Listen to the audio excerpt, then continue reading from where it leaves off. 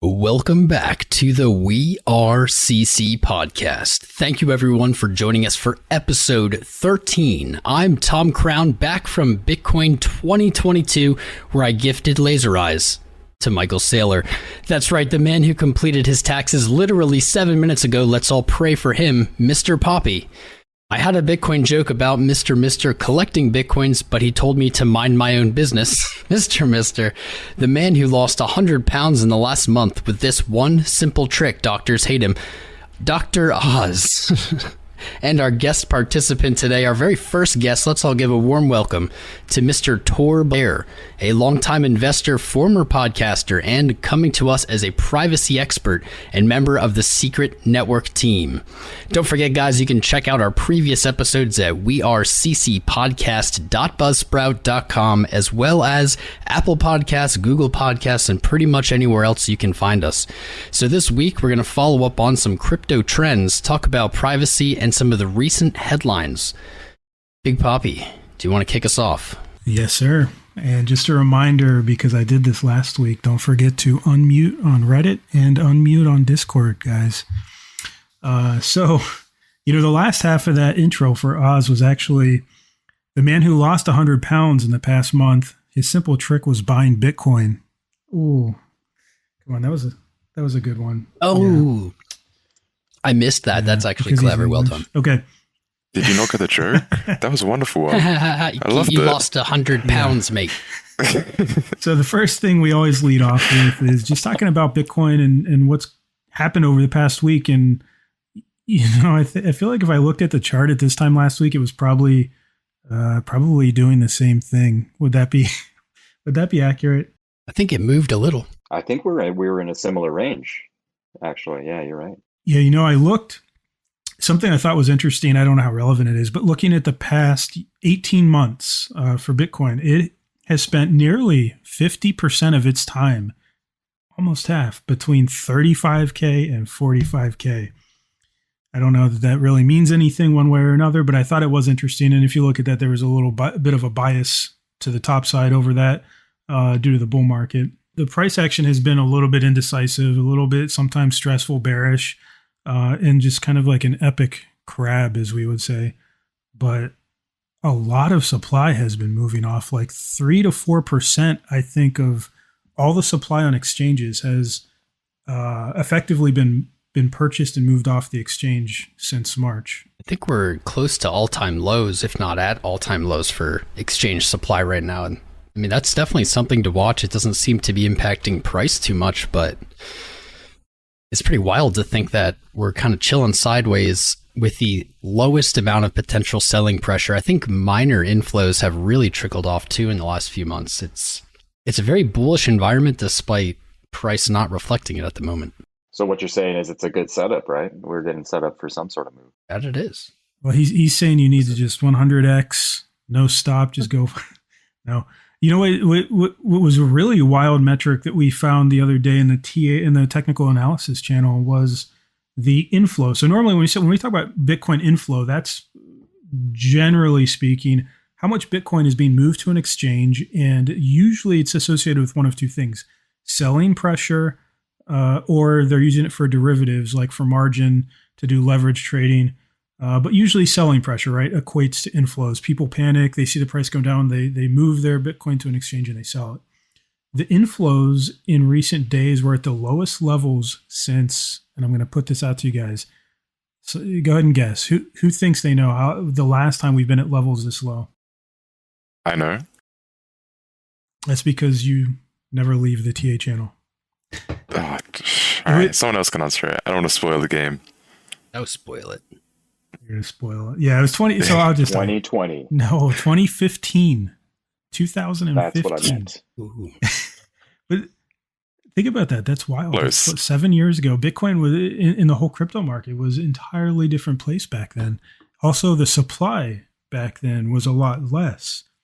And when I talk about inflows, I'm talking total numbers. We're not talking like a mean or an average. Total numbers inflowing are at levels we saw last 7 years ago. So, yeah, I would say very interesting times. Perhaps could consider that like a bullish divergence in a way. Especially since there's more Bitcoin now. than there was then. A lot more. Yeah, I didn't actually do the numbers to look at that. So I'd be curious. That's maybe for the next one, is looking at how much more supply we have, but I'm sure it's significant. The next thing we were going to talk about is Terra and UST. So I think we owe them a congratulations. They have now become officially the third largest stablecoin. They overtook Binance and BUSD, I think in the past 24, 48 hours. It's impressive. Oh, that's huge. Yeah, it's really big. It's a massive Fire emoji. Yeah, by 200 million, it looks like. Fire emoji. Oh, it's 200 now. It was like 60 million when I looked when I was doing the notes for this. So it's already growing even more. That's a big gap. Wow. And the stable coins are coming for the top 10. They're crowding everything out. Yeah, they are. And actually, I thought I saw that they said Terra's Bitcoin holdings now exceeds Tesla. It's like I guess a measure. Everyone's measuring. All the news articles are like, well, they're bigger than Tesla now. Let me know when they're bigger than Grayscale. Then I'll be impressed. Yeah. Well, how much does Tesla actually own? Because they did sell off a lot to test liquidity. They did sell a little bit. I don't know. You know what? I'd have to go and look. Honestly, not sure. I remember that first purchase was what, $1 billion? Something like that, yeah. It's a big amount. Create a big shock. I think they have about 2 billion worth still. Something like that. Or maybe 1.5. It's still in the billions. I don't think they've done any selling since that, liquidity test. So another day and another Bored Ape or Mutant Ape member lost their apes to a scammer. And they gave the scammer the information to do it. I don't know. Maybe it's just because they own the most expensive NFTs in the market that they're frequent targets, but I feel like every day I'm seeing another Bored Ape person like go to some shady website and give up their goods. I found that out when I was in Miami actually last year I was at a swanky party and these people were all talking about Bored Apes as the hype at the time. And I was talking to them and they were really not crypto people. They were a new maybe investor type or new profile. They were kind of like, yeah, we don't really know anything about crypto. We just have these Bored Apes.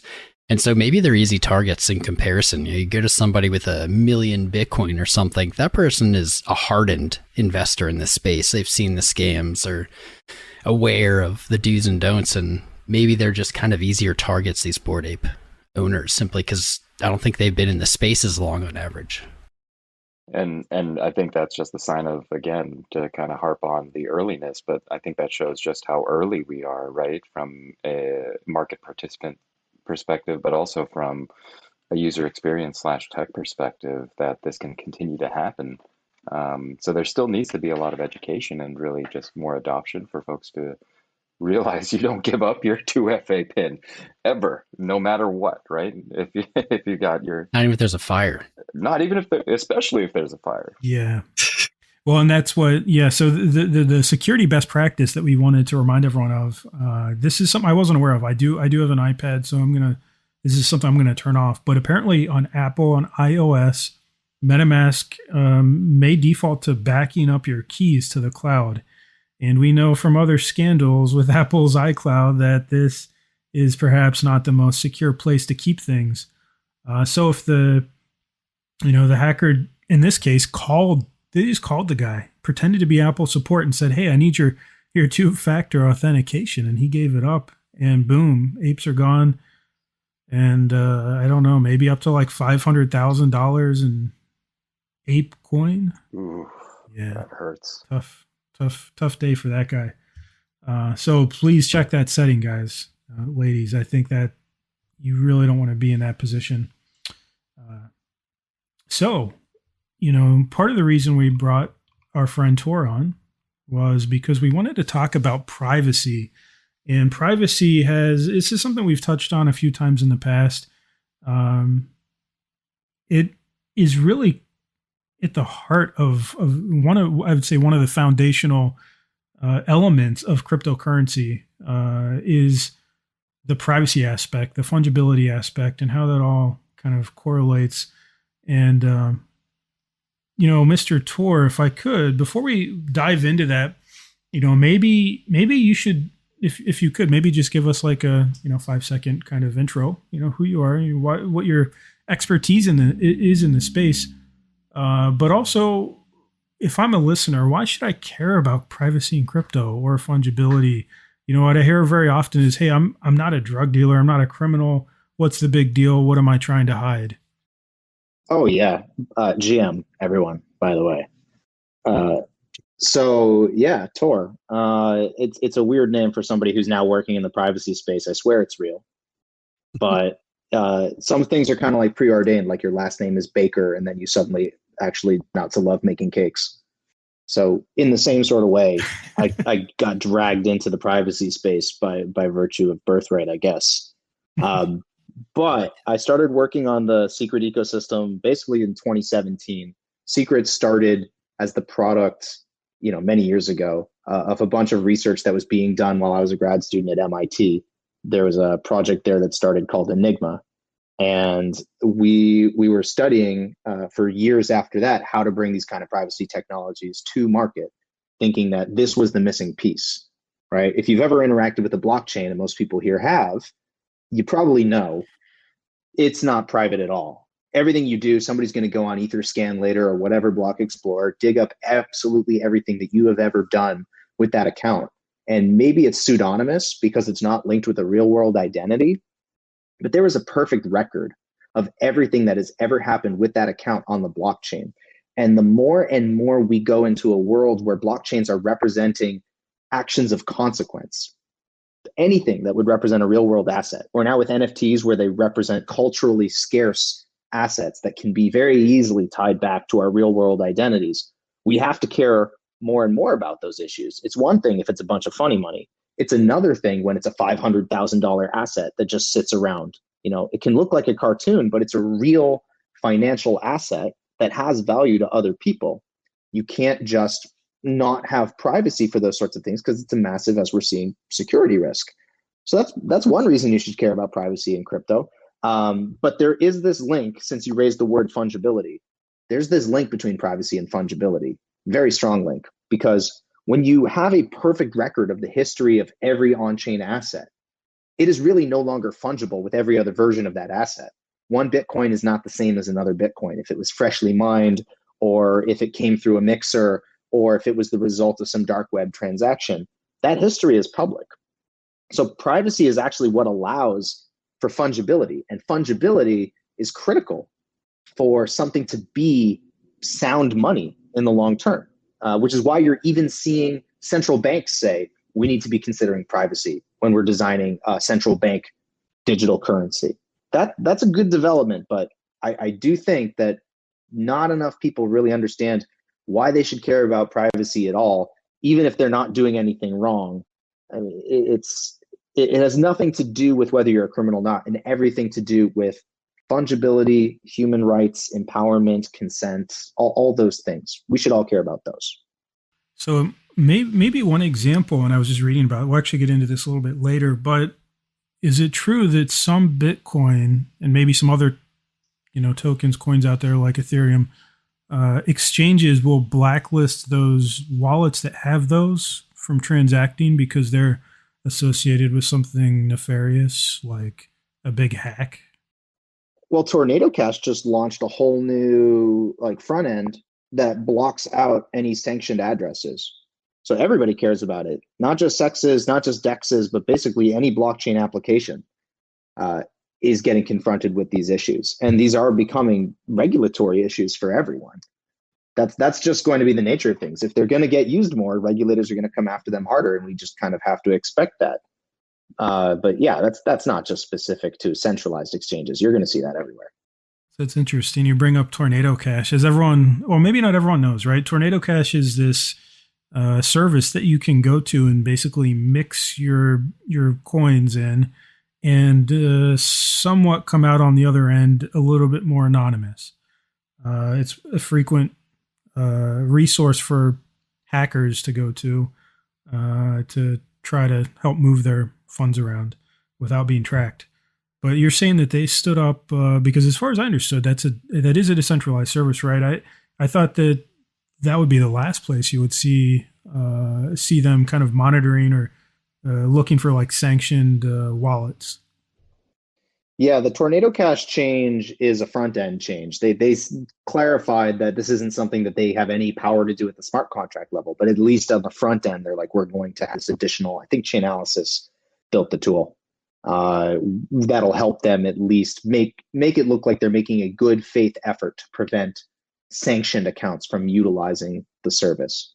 But we're definitely getting into that weird gray area now of what is actually possible when all these services become decentralized. Can we stop bad actors? Are we preventing usage from good actors? Everything is a balance and a trade-off. Decentralization has always been about trade-offs. It's not about absolutes. And here now we're seeing these trade-offs be made by every application or company at every level of the Web3 stack. And it's not a trend that's going to stop anytime soon. It's almost like freedom of speech, right? In the U.S., that's something that a lot of people like to, they like to bring up and, take pride in. And a lot of countries have that, right? But with freedom of speech also comes, the acceptance that you may not agree with someone else's speech. Like it might just outright really, really make you angry, but they have the right to say the things that they feel, right? And it's probably like the same thing here. I know I've been a victim of a hack, and I know sitting there knowing that they're going to Tornado Cash and cashing it out that way, on one hand, that makes me unhappy. On the other hand, I know that there's real world utility, especially in countries that maybe have no reasonable other way to transact financially. Tornado Cash can help them to do that and retain some level of anonymity.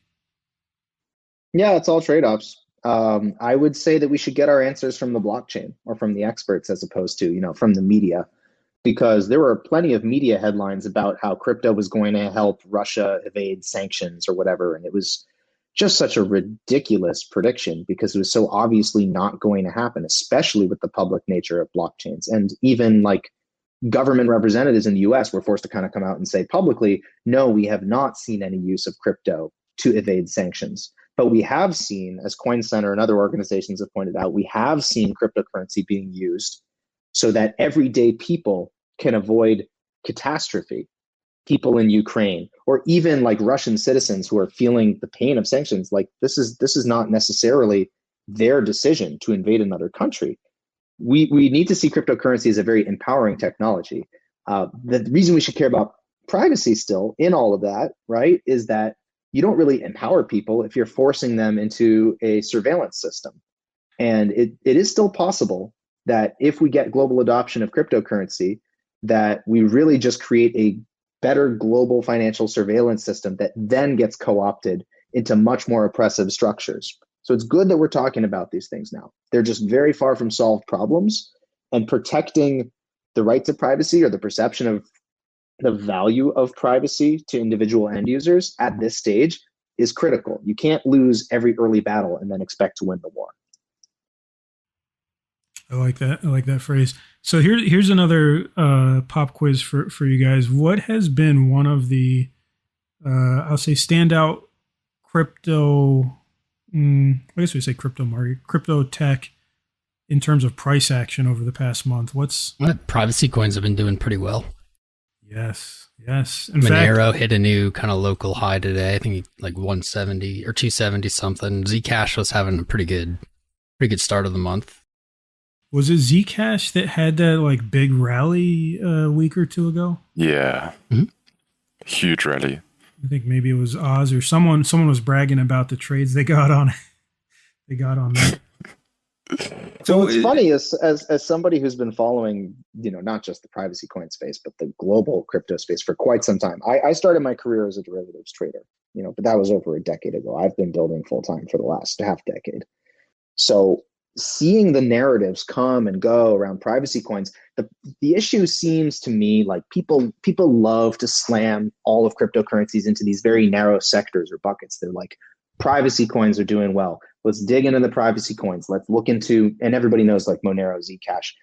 But there is now, because of technology advancement, this vast universe of privacy-enabled projects that actually have substantially more utility than just transactional privacy. And here's my quick secret shill, right? That's one of them. but there's others. And you can no longer just say, privacy coins and group them all together. Some are specifically for transactional privacy. Some are for application layer privacy. Some are like mixnets design or DVPN, right? Would be another example for like hiding the origin or destination of web traffic. These are all privacy focused projects, and a lot of them have a cryptocurrency component, but we're losing the ability to just like make these easy kind of groups, these easy one-to-one comparisons. You really have to dig into the tech of these projects to find that alpha of what differentiates this project that I know is affiliated with privacy in some form from another project that, also has privacy, but has a completely different purpose or implementation. I'll admit it. I've been in crypto years and I still am not clear on that. What is the difference between what these coins offer, like Monero, Zcash, I guess Secret as well. Like, I don't think that's very well known to retail. I agree, which means I'm bad at my job, but it's okay. It's the long arc. It's the long arc that kind of matters here, right? Like the simple answer, right, is that Secret does application layer privacy. Transactional coins like Monero, Zcash are focused on just like obfuscating the destination or the origin of funds, right? But then you ask yourself, which of these is more important to the long-term adoption of Web3 technologies, especially now that we're all using NFTs, and especially now that everybody's yield farming, right? We've moved well beyond the 2014 shitcoin run where everything was a bad Bitcoin fork. Now there's real utility. So you have to think about what is the relevance of privacy to actual utilizable applications, not just to, I want to tip somebody money on the internet. Things have gotten a lot more complicated, and that's good. But it means that, retail's got to do the research like everybody else. Yeah, what are some good, is there a good resource for someone that's curious about the privacy aspect of cryptocurrency, of blockchain? Is there somewhere like a website or something that kind of breaks this down? Not a specific. What I actually tried to lead an effort about 3 years ago where we were going to work with Zcash Foundation and some other contributors to create exactly that kind of resource, because people don't understand. Like they'll hear terms. More retail's going to hear terms right now like zero knowledge proofs, right? That became a big meme for a bit. But zero knowledge proofs are actually more of a scalability technology than a privacy technology, and people don't understand that.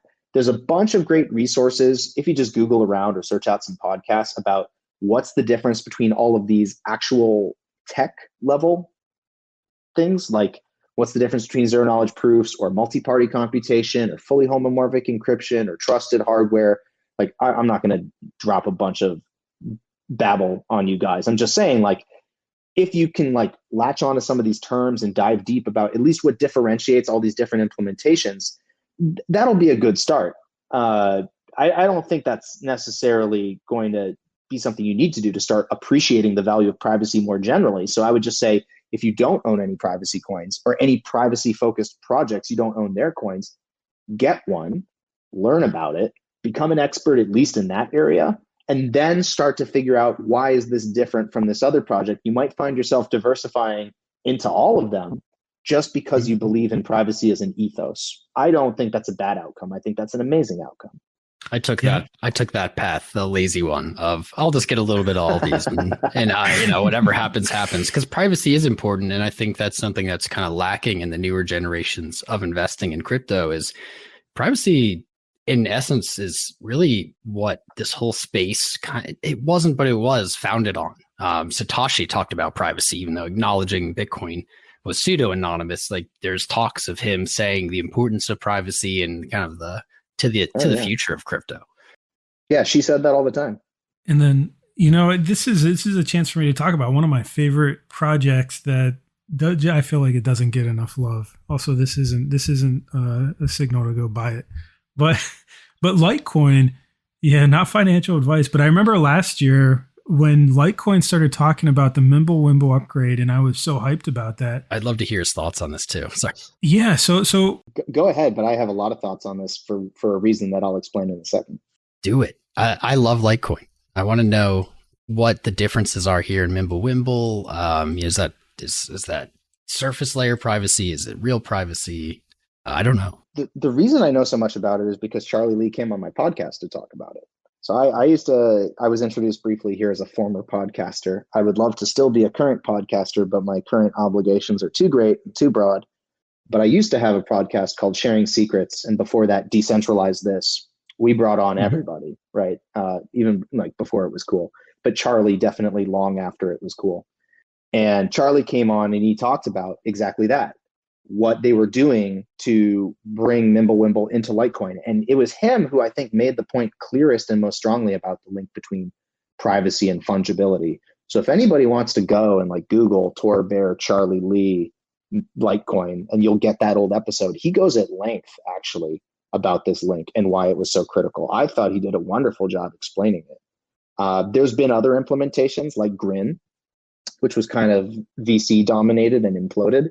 But as a technology, it's still really interesting. Again, it's like transactional privacy focused, and Litecoin is a transactions focused project. So it makes a lot of sense. So it's not really something that is generalizable enough for me to spend a lot of time understanding completely. I focus on application privacy, but it's definitely legitimate. It'll be interesting to see what adoption looks like after implementation for Litecoin, and then the arc of Litecoin as digital silver, right? Is this going to support that narrative, or is this going to undermine it? Well, I believe signaling is complete. We've got maybe 2 weeks until it goes live. So definitely will be interesting to watch. I've been watching the chart. It's going to be interesting to see what happens, if it's kind of a buy the rumor, sell the news thing, or maybe this brings real value to the Litecoin network. I don't know. That's what I hope. Yeah. I know I follow some Litecoin maxis, and if you look at the chart, it's a little bit rough, admittedly, especially Litecoin to BTC pair. But at the most bullish maxis, they're looking at like a 4-digit breakout of Litecoin. Now, I don't know that I expect that to happen, but the chart does look like it could be prime with the right catalyst. Could be prime for something spicy there. So, not financial advice. I just Litecoin's like a little puppy dog. It's always there. It always works. It's not the most attractive project out there, but it's consistent, and I think that counts for a lot. So, kind of on a similar topic, and we did touch on this. We talked a little bit about Ukraine and why privacy obviously matters in certain, depending on what kind of country you live in. Some oppressive states, the anonymity that some crypto projects can give to you can be the difference between being able to be kind of financially sound and not, or being able to transact or to share money with people, friends, family. So in this case, Ukraine announced that they've received about $100 million in crypto, and they shared some pictures of some of the military gear that they got. I just think this is so wild, guys. You think about $100 million sourced globally, all over the world, from who knows who, like anyone, all kinds of people, right? Grandmas, uncles, aunts, probably some kids. They're funding this nation state military effort to defend itself in a real conflict. Like how wild is that? So crazy, and they're being so transparent about it as well. Like, I mean, the tweet you included there, they show off, but I've seen quite a few tweets now of them like showcasing how they're spending the money, and it's kind of interesting to see just where they're actually like putting the funding, because 100 million is a ton of money. I mean, maybe not for like the military complex, the industrial complex, but like either way, it's a lot of money. So I'm kind of curious to see how much exactly that buys you. Yeah, just the general, like the whole mechanic of this thing. You're looking at the vice prime minister of Ukraine talking on Twitter with probably thousands, maybe millions of anonymous donations to supply its military. This is just a crazy time to be alive. But the internet never fails to impress me. The very first comment on that was, "When are the airdrop coming? You got the money." I thought I told everyone, I was like, I'm going to donate money, but don't donate expecting an airdrop. Like this is like the same story over and over again. Don't do it. And then there's no airdrop, which is a shame. I think that was an opportunity missed. Not about like an investment, something worth money, but simply like I donated some Ethereum or whatever, because I wanted to make crypto look good. But the whole NFT, they could have just given people like an infinite mint or like whatever, just one for each donation individually. It just says you donated during this time.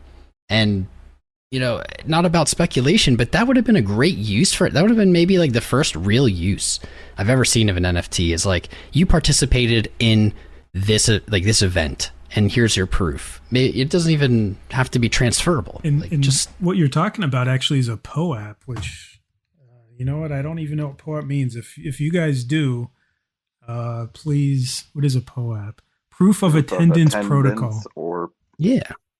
Oh, yeah. Look, I stepped over you. But yeah, my Google foo is a little bit faster than yours. Yeah. So a lot of projects like to give out these POAPs. I know one, for example, that I was trying to collect, I haven't, is Time Magazine. Time Magazine's been fairly active in the NFT space.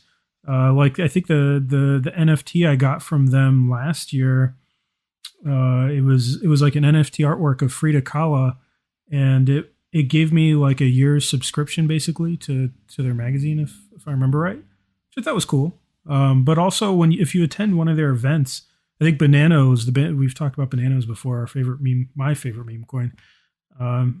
They also do, I believe, POAPs as well. So it's kind of common across space, and it's like I believe it's maybe like a gas-free alternative. It's not like a normal NFT, but people like to collect them, so that's cool. But I agree. It would have been cool. I'm not shaming the Ukraine government whatsoever here, but it would have been a neat, little gesture, an interesting dynamic to have some sort of, I guess, little like NFT for that. When do I get to complain about the lack of privacy in NFTs and POAPs? Today. Is now a good time? Right now. Because it's like, Sure. You're completely right. This would have been amazing. And at the same time, it's like some people want to use their NFTs to show off, like get your POAP and just be like, I donated to Ukraine. Like, this is so cool. You should do it too. There's a social element. Other people are like, I'm going to be targeted for donating to Ukraine. Mm-hmm. Like you still want to get the recognition, but the problem with NFTs that are on these public by default networks, like they're all public for everything. Your ownership's public, the metadata is public. It just sucks, guys. Like I think that honestly, these things can be so much more, and I hope that they will be. Yeah. Well, your point, if you're in Russia and you donated, now you have this stamp, and that's probably not a good look for you. That's true. Yeah. I would be very careful about going and claiming your I donated to Ukraine POAP if you're in Russia. But this is what I'm saying. As blockchains actually get more usage and more utility, and we're doing things like this, we're helping nation states, like community sourced assistance. And we know that there's hostile nation states to them who are very internet savvy. I think we're probably going to talk about one more of them in just a second. We have to be really careful about privacy for exactly that reason. We're making ourselves targets, and there need to be projects considering solutions. Small chill. And you can never say it enough. I think the youngest generation really has never had a chance to live in a world where they had anonymity. Everything you do is online, Instagram, Snapchat, Facebook, etc. Right. And then the government surveillance powers on top of that, depending on where you live. It's the idea of being anonymous and your information private's, it's almost non-existent. Like you can Google people's names and probably find a lot about them just available publicly, right?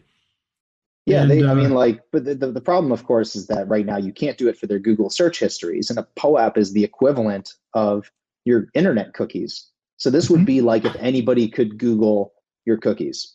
And I think that would make a lot of people on Reddit really uncomfortable. You think of that. Yeah.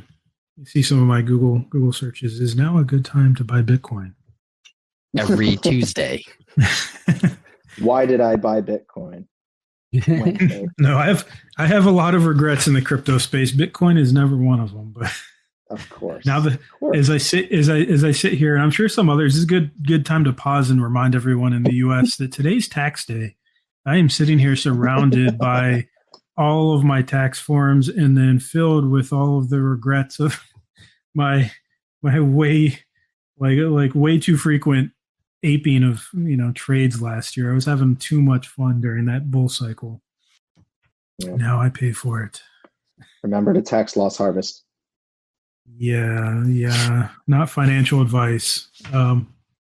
So speaking of NFTs earlier, and I know we have a mix of opinions on NFTs, so I always enjoy bringing up NFT stuff. NBA has a new series that they're doing. So if you look on Twitter, they started a new channel or group or whatever called NBA X NFT, and it's to showcase, as they say, showcase all things intersecting basketball and Web3. Well, that's clever, but the most common crossover. Inevitable, of course. I thought it was cool though. I mean, if you liked it, when I was a kid, I traded baseball cards. I loved it. I still have a few. And then even more recently, like NBA Top Shots obviously was an extremely popular NFT in recent, I guess in the past year. So this is just kind of a normal evolution. I think they're launching on Ethereum initially. It's going to be related to the current season's playoffs. So if you're a sports fan, it might be worth checking out. I don't know, anyone here an NBA fan? Me. I've watched one game. Is that an NFT? No, I'm a massive basketball fan, and I'll admit to not owning any of these. Yeah. Who's your team? Celtics. I'm still on a high. I'm going to admit the last time I followed basketball was when Kobe still played. It just hasn't felt the same ever since to me. I mean, I'm just going to say outright, I'm not a maybe fan. you don't own enough NBA NFTs. That could be it. I think your opinion would change very quickly if you managed to get a rare NFT from the NBA. Yeah, you're an NBA bag holder now. True. Yeah, I'm sure that they have some like holographic foil premium Michael Jordan Chase rare, hidden in that collection somewhere. So sure. If I got that, then yeah, I'll be an NBA fan again. So this was really interesting news to me. So the other week we talked about Axie Infinity, biggest hack ever in history, $622 million hacked. Only in crypto could this happen. I mean, that's just phenomenal amount of money. It was revealed by the U.S. Department of the Treasury that they believe it was the North Koreans that hacked that Axie Infinity and stole that money. Those North Koreans. Just generically North Korean. Isn't this like the second hack they've been accused of now? It's not even the second. There's been quite a few. Yeah. So it's a group, I guess they call the Lazarus Group out of North Korea. And obviously there's a lot of sanctions on North Korea. Their economy is surely in not a great state. And they have to look for alternate means of acquiring money, I guess would be a good way to put it. So it doesn't surprise me that this happened. It's just wild to me that a video game was hacked by a nation state for over $500 million. It's again crypto, and it's just such a weird time to live in. Who would have ever thought that 10 years ago that would be a thing? I mean, maybe they're just booting up to get that Bitcoin-backed North Korean economy. Maybe the bags. Maybe they were just trying to level up quicker in Axie Infinity. They're sick of grinding. That's the ultimate pay to win. I've played some gacha games over the years, which I've always assumed Axie Infinity is similar to or based on, because it's a good model, I think, for like a pay to like a crypto game. But yeah, they can be a grind. And then one of them I played, it took me like 2 years to get to like the late game content. So, if it takes $622 million to pay my way there quicker, then sure, let's do it. Worth every penny. Yeah, and just as a reminder, when they stole 173,600 wrapped Ethereum, and then a bunch of stable coins. But yeah, it's insane. So also They had to pay their speaking, taxes. yeah, actually, don't remind me. This was another interesting thing in the NFT space, though. So, for you boomers on this call, which I accused Mr. Mister of being right before this, Archie Comics. Who here knows Archie Comics? You know what it is? Yeah, it's like old school, like our grandparents' generation, right? Oh Yeah. man, Riverdale. Never mind. Forget I said. Is that dog, right? I don't remember if he has a dog, but it was like this like wholesome comic from like, I don't know, the 50s, 40s, 50s, very like Americana, whatever. It was like very whatever. So anyways, over the decades, they've evolved a little bit. They have like a horror series now. They have Sabrina, the Teenage Witch, which some of you may remember the reboot recently. It wasn't bad. I watched that with the wife. I thought it was fun. With the wife, sure. Hey, I grew up watching the original, Yes. And they did bring in the original, some of the original characters in for one of the last episodes. I thought that was cool. So, anyways, Archie Comics is doing a thing. They're still apparently very popular. I have seen them in comic book stores. They're releasing an NFT series, 66,666 NFTs. But the cool thing about this is that you can write a backstory, you can write whatever about your character, and then the writers of the comic are going to kind of scour the community to they'll look for good characters to bring into the story itself. So my thought, and I don't know all the details, but like how cool would this be if this is like another evolution of Web 3.0 where NFTs do start to evolve to that ownership of like intellectual property or other rights, merchandise. And what if your character is brought into the comic and suddenly becomes really popular? Maybe like there's another, kind of source of revenue there for you. I don't know. What do you guys think? Is this cheesy or is this kind of a clever evolution of NFTs? I mean, I think it's sick. I'm not a big Archie fan, only because I think I'm more of a Garfield guy. But it's cool, man. I want to see more experimentation. I don't want to just chase a bunch of PFPs around and talk about floors. Like, let's try stuff. Trying stuff is cool. Yeah. Speaking of chasing was it moonbirds? Is that what they're called? I know someone saw the headlines, right? Oh, the buzz at like 20 ETH? Is that what you're talking about? Yeah, they launched. They minted for 2.5 ETH this week. 2.5 ETH. All right, that's pretty high. So a lot of people were turned off by that. And then within days, their floor is 20 ETH. It's insane. Dude, that's It's a pretty bird picture. It's okay. Real pretty. I mean, the artwork was okay. I'll be the first to say I'm a big NFT fan, but these ones, other than some associations with some kind of like well-known people, it didn't blow me away. Artwork was okay, but for 20 ETH, I don't care what was on there. I'd take it. But this is an interesting time though, because you're seeing a lot of these. Like it seems like every couple of weeks we have another NFT project just kind of really pop off, and I don't know what that means. I've been wondering, like, does that mean anything? Maybe it doesn't. Or something's got maybe. to. As long as there's Maybe. people who want to buy, something's going to go up, and they're all going to crowd into the same room, and then they're all inevitably just kind of, things can't stay hot forever. It's really hard to do it. You kind of need a $3 billion company to do it that buys CryptoPunks. Mm-hmm. Yeah, some venture capitalists. We are seeing that a lot. That's been one of the things we talk about is the VCs buying up different crypto projects every now and then as an investment. Well, the thing is now, nobody can afford them. I mean, the regular Joe does not have like 90K sitting around to dump into a random NFT.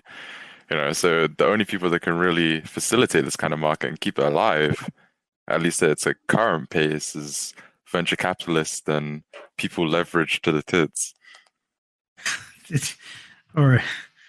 I'll put that on the list of things I'm not sure we should say on here, but Leverage to tits. Got it. remember, get that tattooed, Oz, when you get old enough.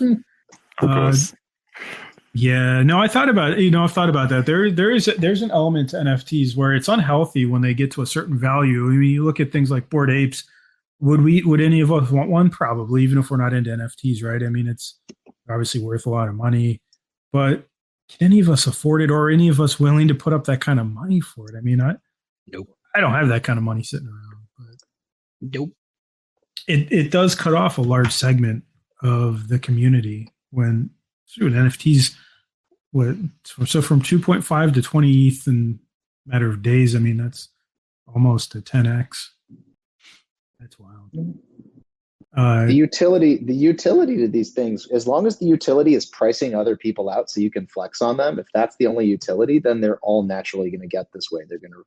The floor will rise to a point where only rich people can afford to buy in, and then everybody will lose interest because they can't get it anymore. And then the social credibility of owning the NFT falls because suddenly, like, no one wants to buy them anymore. They're too expensive. It tries to find a new equilibrium, but everybody's already moved on to the next hot thing. So the floor doesn't fall 10%, it falls 90%.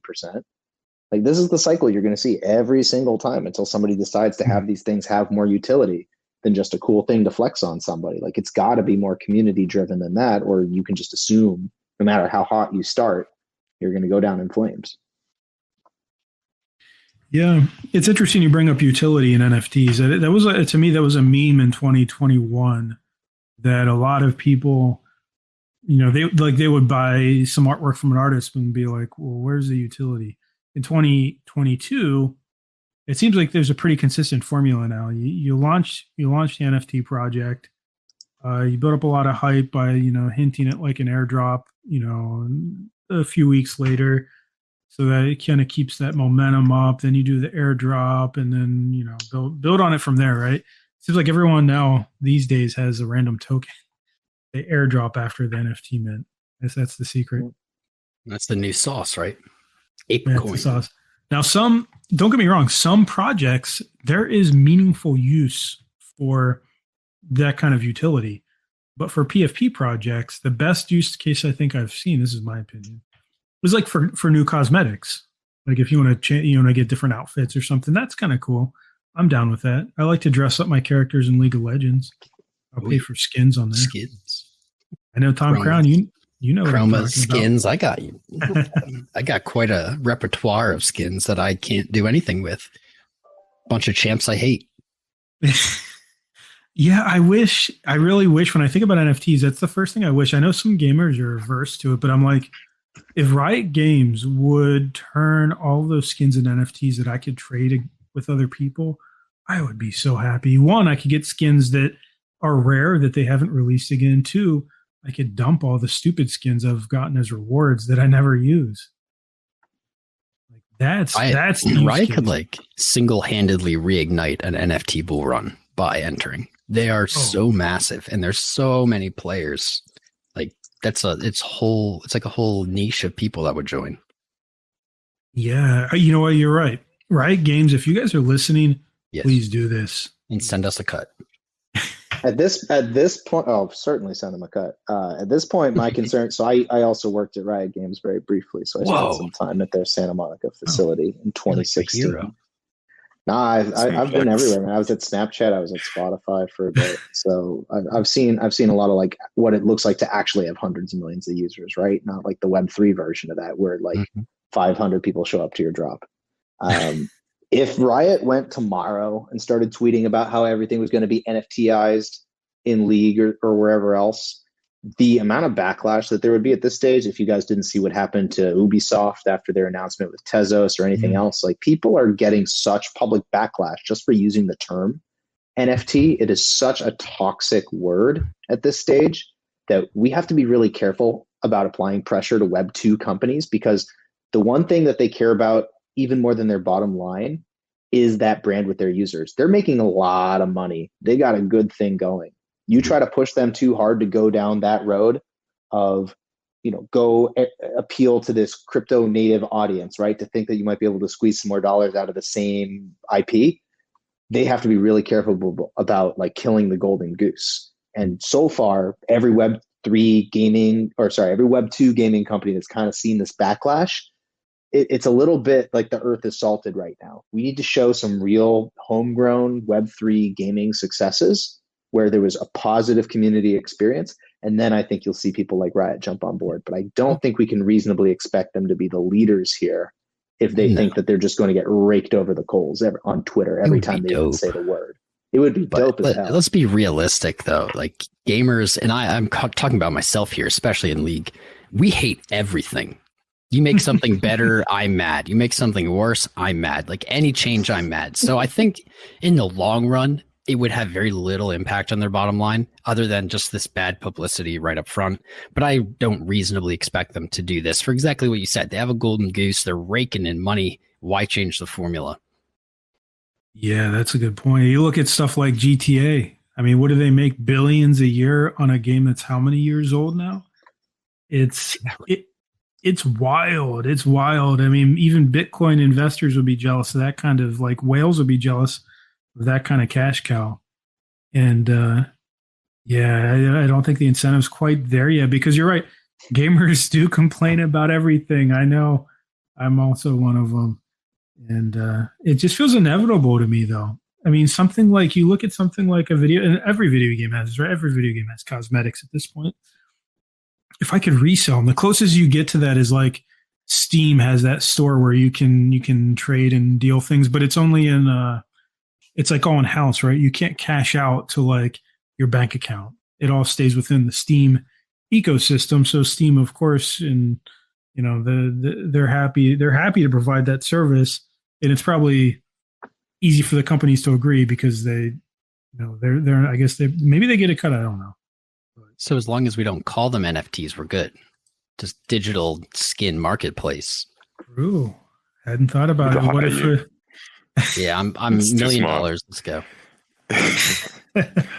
Start the Crown video game cosmetics store. I don't know. Yeah, so we're gonna skip ahead.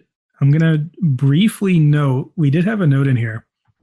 I said this was for Tom Crown because I know you love Bitcoin the most, but there's a pair of sneakers you can buy for $41,000. It does two things. One, it shows the current price of Bitcoin, little LEDs on the side. Two, it lets you slowly mine Bitcoin as you walk. What? But the shoes cost $41,000. So I'll put a link there if you guys. How far do you have to walk to pay them off? You know what? I'll look it up. Put them on a treadmill or something.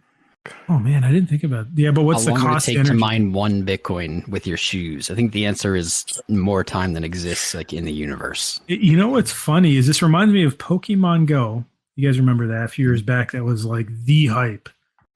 Oh, yeah. Everyone was playing it. So I saw different tricks because the wife and I were into it for a minute.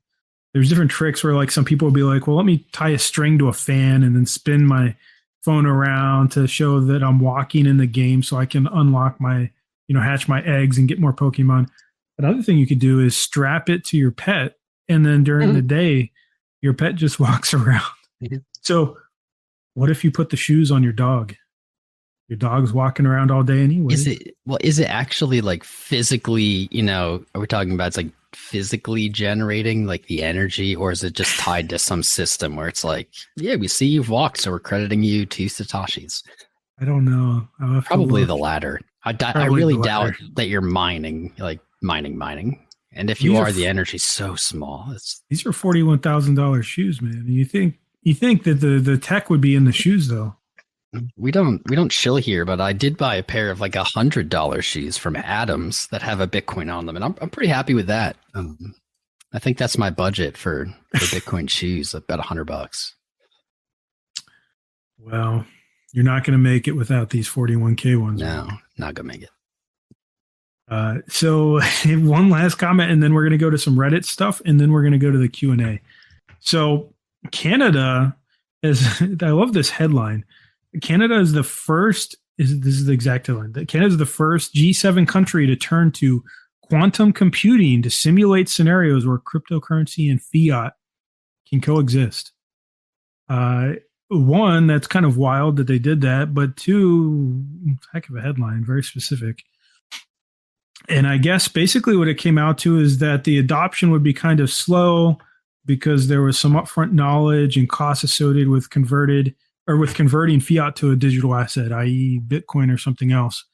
And that's kind of the long and short of it so far. So it's only at a proof of concept stage, but it does show, some interesting developments that, again, nation states are looking very seriously at this. You look at that executive order a month ago from the U.S. government. You look at places like Russia now trying to legalize stuff, UAE, very rich oil nation looking to get into crypto, and Canadian government using quantum computing to simulate scenarios. I didn't even know that was possible. It's very sensational.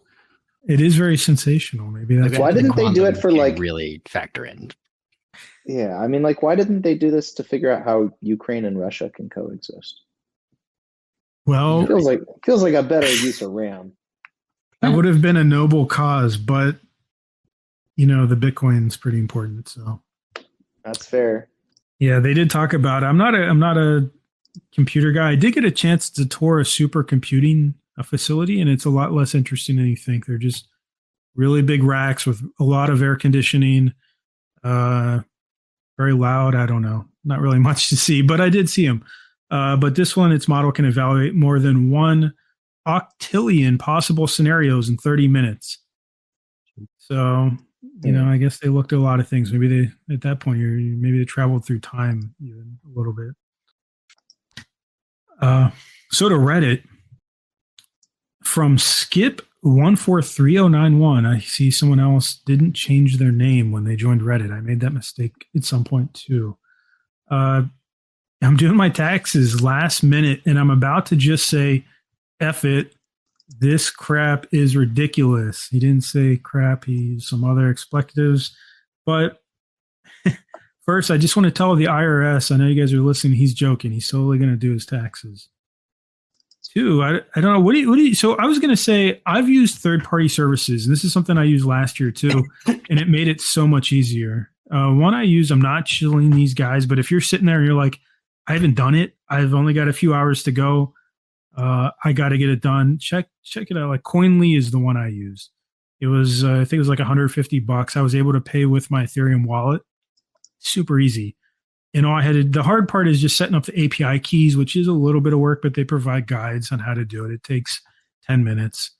I mean, what did you guys like? Did you guys have some tips for anyone that's like a last minute tax person getting stuff done here? CPA. Well, they only have a few hours to do that one. Well, you can file for an extension too if you're That's true. last second and you're not going to be able to do it. Like my biggest advice, I'm not a tax guy, but not an expert. But my biggest advice is the IRS really, they're not jerks. They're very much just normal people at a job. And I've always found if you're just honest with them, you're not like hiding, just tell them I need an extension, can't get it done or something. They're pretty accommodating. They get a bad rap, but they really only treat people crappily who are trying to obviously scam them or avoid them. Mm-hmm. So just be upfront, do your taxes. You're not going to get away with it. Like you're not going to never pay them. They're going to come for you at some point. Yeah. I think the key there is do your best. The regulations in the US are really not always that crystal clear anyways on crypto. And some of the trades aren't crystal clear either. So you start swapping into different DeFi pools and Lord knows what. I don't know. Anyone else have any other advice they'd like to share on taxes? Besides prepare for next year. There you go. Yeah. I mean, like seriously, pay them. That's all I could say. Yeah. There's the one advice that I always had, when I started my career as a derivatives trader is like always think about asymmetric payoffs, but think about them in both directions. Always think about how you can get the biggest, like people don't think very good about exponential payoffs in either direction. Sometimes you don't understand how like setting yourself up for a 10% chance at 100x return can be so much better than an 80% chance at a 2x return, right? Like it can just be so much, especially when like non-linear outcomes have non-linear impact on your life. Same goes in the reverse. Don't get rugged by throwing your whole life away by not paying your taxes, getting found out, and then getting thrown in jail. Like, not worth it. Figure out your side and protect it. Pay your damn taxes. Yeah. As long as you just try. I think that really is the key. That's all I got to say on that. Just try your best. There, I got a friend that works at the IRS, and he loves all the jokes. He thinks he thinks it's funny because they're just like any other government bureaucracy. They're overworked, underpaid. They don't have nearly enough resources to they're not going to audit every single person listening to this. They don't have the resources to, right? They just want to know that you did your best, unless they see a red flag like, oh, this guy had a Bored Ape in his wallet, but he didn't pay any taxes. Yeah.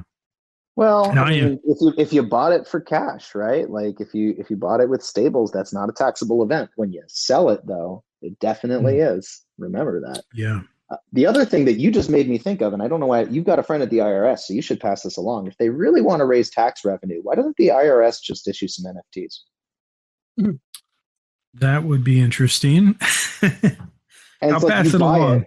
You buy it, and they say they won't audit you for like 5 years. There's your utility-based NFT, IRS. You're going to make $3 trillion. Powerhouse. I'm sure all the millionaires and billionaires would be on that one. I know. Do it as a bonding curve. Why am I not running the IRS already? I don't think you want to. Oh, that's why. That's right. So the next one's from QT Credit. You guys have some weird names.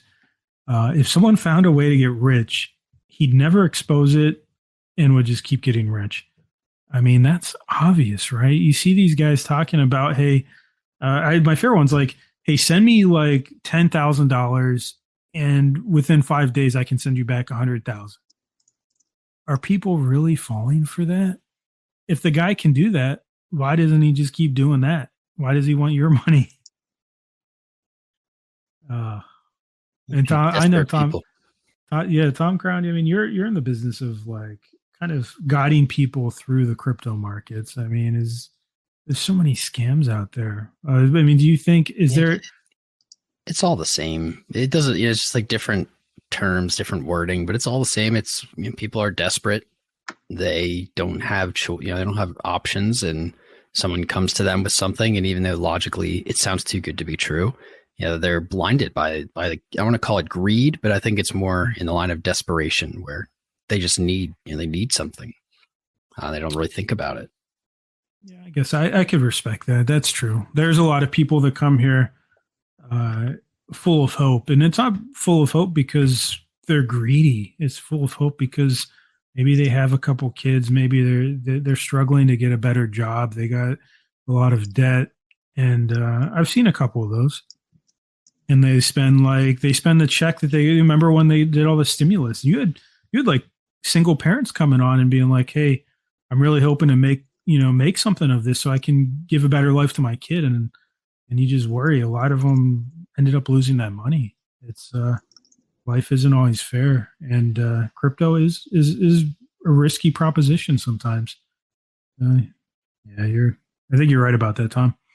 Another piece of valuable advice that I got one time is like figure out every time before you buy advice from somebody, figure out what they're really selling, because are they selling you the answer or are they selling a book and they make money when they sell the book?